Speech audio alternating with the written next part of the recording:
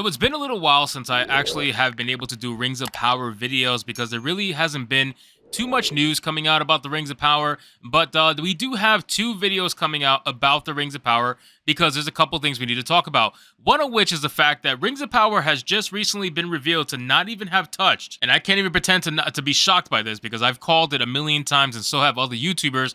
But the Rings of Power has not even touched the top 15 streaming programs of 2022. It hasn't even touched the top 15. And the most hilarious thing about all of this is that it isn't even the most streamed Prime Video series. Remember, this show had an entire narrative around it being based off the fact that it was the most popular show in Prime ever. And now, apparently, according to these ratings, it hasn't even been the top streamed show for Amazon Prime. I mean, I don't know how much of a flop you can possibly extrapolate from this, but it is a massive flop to the level of $1 billion, even though it's $1 billion over 2 seasons. So let's say $500 million flop. It is a ridiculous amount of money to gamble and lose, all because you wanted to change Tolkien's work, because you thought you were better writers than Tolkien. You thought that you need to change the world to represent whatever psychopathic views you have. You thought a whole bunch of things, and you thought wrong. So let's get into the article, guys.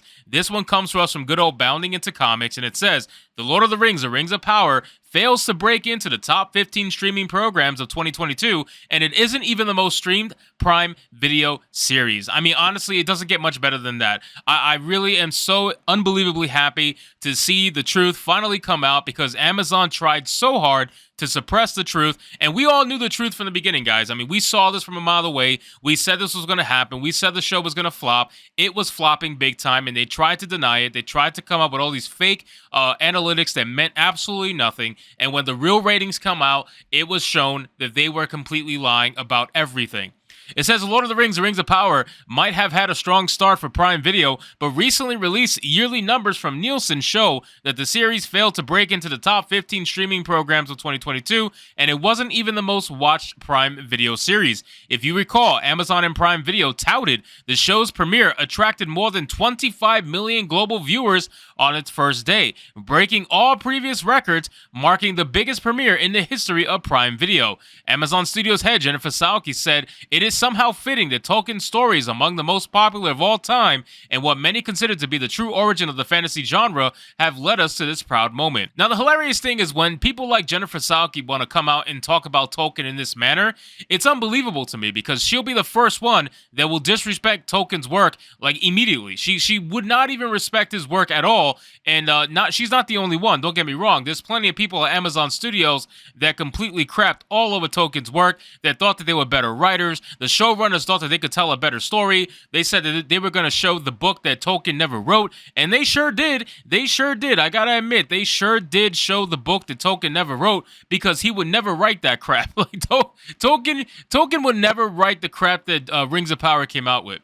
She added, "I am so grateful to the Tolkien estate and to our showrunners, J.D. Payne and Patrick McKay, who completely destroyed the show." No, let me stop. Executive producer Lindsay Weber, cast and crew for their tireless collaborative efforts and boundless creative energy, and its tens of millions of fans. There is no tens of millions of fans. Stop it. Stop it. There is no tens of millions of fans of the Rings of Power, because if there was, we would see it in the numbers. It is for the tens of millions of fans watching, clearly as passionate about Middle-earth as we are, who are our true measure of success. Listen, stop it with the fake analytics to try to make it seem like you're successful when we all know you're not, okay? We all know that TV show flopped. We saw it coming a mile away. You saw it coming a mile away. You knew exactly what you were doing, and you thought that if you call the fans racist, if you call the fans bigots, if you call the fans whatever you want to call them, you thought that was going to absolve you. That's what it is. You thought that was going to absolve you from the sin of what you did to Tolkien's work. And Tolkien is now laughing in his grave, not because of how much you destroyed his IP, but because of how pathetic you look when the new numbers and the real numbers come out. It's really quite sad. You spent $500 million.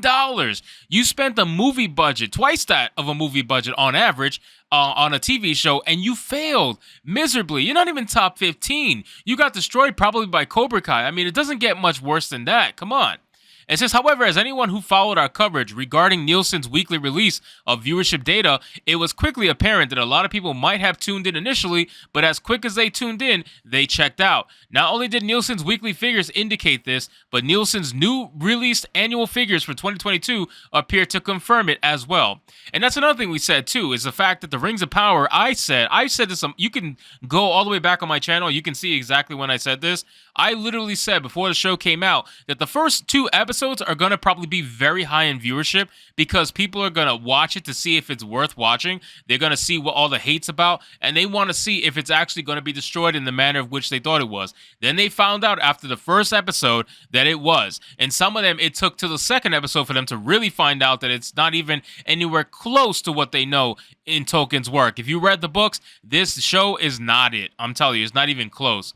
In a blog post published in January, Nielsen revealed charts for the top 15 streaming programs of 2022, the top 15 original streaming programs of 2022, the top 15 acquired streaming programs, and the top 15 streaming movies of 2022. Prime Video's The Lord of the Rings and Rings of Power did not chart on Nielsen's top 15 streaming programs of 2022, which tracks audience viewership in the United States via minutes watched. As you can see below, The Rings of Power was beat by a bevy of Netflix original programming, including Stranger Things, Cobra Kai, Bridgerton, Dahmer, The Umbrella Academy, and The Crown. And you know what? Every single one of those shows is infinitely better than The Rings of Power. I'm sorry, it is.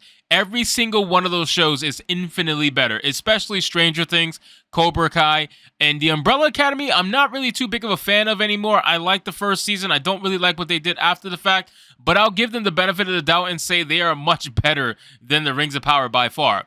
It says it was even beat by reruns of NCIS, Grey's Anatomy, Criminal Minds, Heartland, Supernatural, and others that Netflix licensed from their respective rights holders. Wow, they got destroyed. Look at this.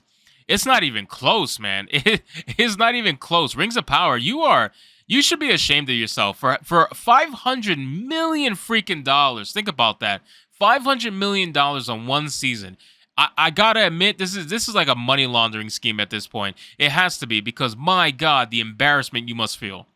It says not only did The Rings of Power not show up on the 2022 top 15 streaming programs overall from Nielsen, but it only managed to make the 15th spot for Nielsen's 2022 top 15 streaming programs and originals. It was beat by the likes of Stranger Things, Ozark, Wednesday, Cobra Kai, Bridgerton, Virgin River, Dahmer, Love is Blind, Inventing Anna. Inventing Anna was pretty good, by the way. The Crown, Great British Baking Show, The Umbrella Academy, and The Last Kingdom. But maybe the most interesting figure from this chart is that The Lord of the Rings and Rings of Power wasn't even the best performing Prime Video series. That honor belongs to The Boys, which posted over 1 billion more minutes watched than The Rings of Power. Holy God. Oh my God, that is terrible. That is terrible. You should be ashamed. You should be ashamed of yourself.